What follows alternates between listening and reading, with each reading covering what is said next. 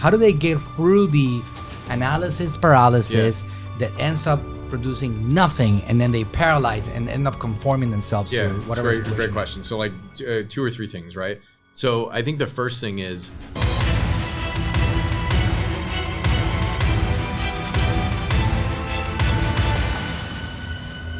I didn't really quite understand the power of getting attention. Right. Now I do. Yeah. So much so that the company is all about how do we help people and brands and myself get attention. Great. Because it opens up the door to revenue, expansion, growth, and all these other things. So that's my obsession now. Yeah.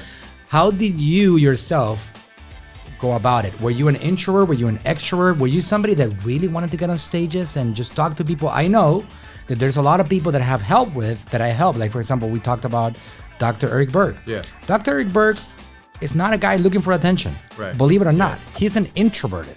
He's an introvert. He actually had to do fear of public speaking courses before he actually got going. Yeah. He knew he had value, Yeah. but he didn't really want to be a speaker. Yeah. He didn't really quite understand that until later on. How about you? In your case, extrovert, introvert, tell me about that. a little bit of both. You know, it depends where you get me, right? But speaking, like somebody just asked me at 22, hey, we're doing seminars. Somebody want to do it? I'm like, sure. I think I'm just like I want to jump in and try new things type of person, you know? And so I started doing it at a young age. I was petrified, of course. Like if you don't have the skill set, I remember my first talk ever, I'm just pacing back and forth. I couldn't even look at the audience, you know? My third talk ever, I got up on stage. I had the whole thing memorized word for word. It's a Monday morning. I get up, I speak to like 10 accountants and I forget my lines. And like 2 minutes into the talk, I'd like just sweat start pouring down my forehead to where the point of like, I took off my black blazer, I had this light blue shirt on, sweat dripping everywhere, all over my shirt. And I did the best thing you could ever do if you get in that situation. I literally walked and sat down in the front row with the audience. Wow. So if you could imagine, I'm sitting with the audience. We're watching nobody on the freaking stage. I'm embarrassed as can be. Stage is empty. Stage is empty, nobody there. And then I'm like, okay, I'm gonna get back up, and I get back up and I finish the talk, and it was like, I'm never ever gonna speak again. So I always liked the attention, right? Because I played athletics. I always wanted the ball. I always liked to be like tennis. You're right there, center of attention. I always wanted the ball, you know? And so then, of course, I got back on my horse a couple months later and did a successful seminar. But like, I think I was petrified doing it, you know? Right. Petrified. So that's a great story. So in your case, for example, being more of an extrovert naturally, you're a social guy, you like, you're comfortable talking to people, engaging, circling on a party, whatever that may be. Have you ever seen, because you specialize, you help people get their message in front of more people. Have you ever seen somebody change from an introvert to an extrovert? Or do you feel that that's, it's just the way it's going to be? I think you can, I think like I've watched the evolution of like certain clients who like were afraid to speak, and then you get them up there and all of a sudden you realize they're great speakers, So, and they would probably say that they're introverts in their life. They're not that social. They don't go up and talk to people all the time, but you get them on a stage and man, there's expression coming out like crazy. So I just think it depends what setting somebody's in, Here's a very important question for the audience, people that are watching this. A lot of people are going to be watching this. From my experience, Ted, working with people, having hundreds of staff. I got 120 in this marketing company. I got 150 on the supplement company. Got a lot of people that I deal with.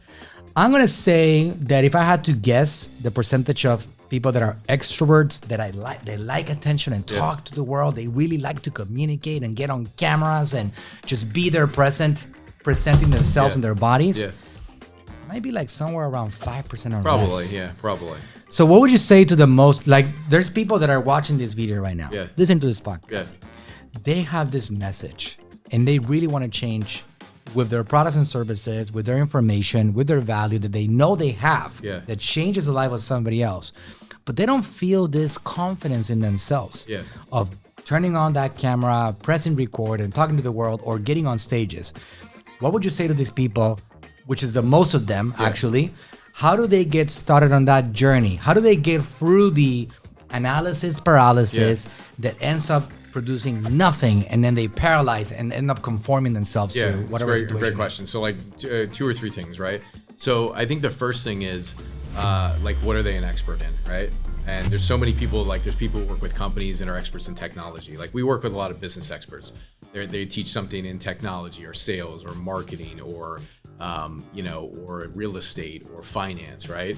So like, what are they an expert in, right? First thing. Second thing is like, what are 3 things they want to talk about on that topic, right?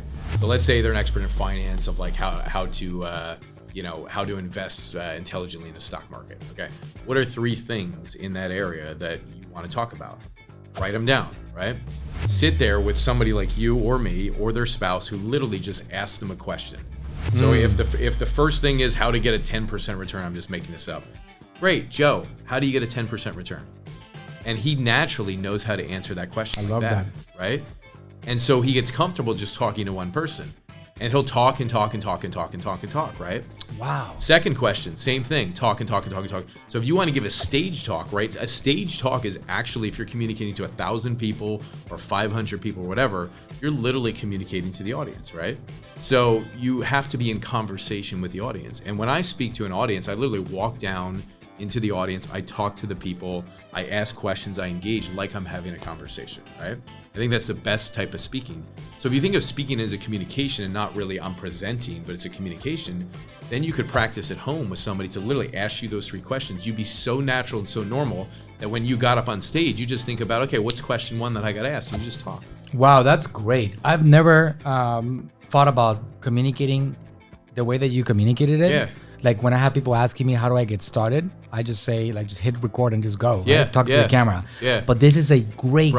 Such a good tip. Guys, this is genius right here. Yeah. You're going to have somebody else that's important to you, maybe that you feel full trust in, that it's not going to make you feel awkward. Exactly. A husband, a wife, a brother, a sister, a son, whatever.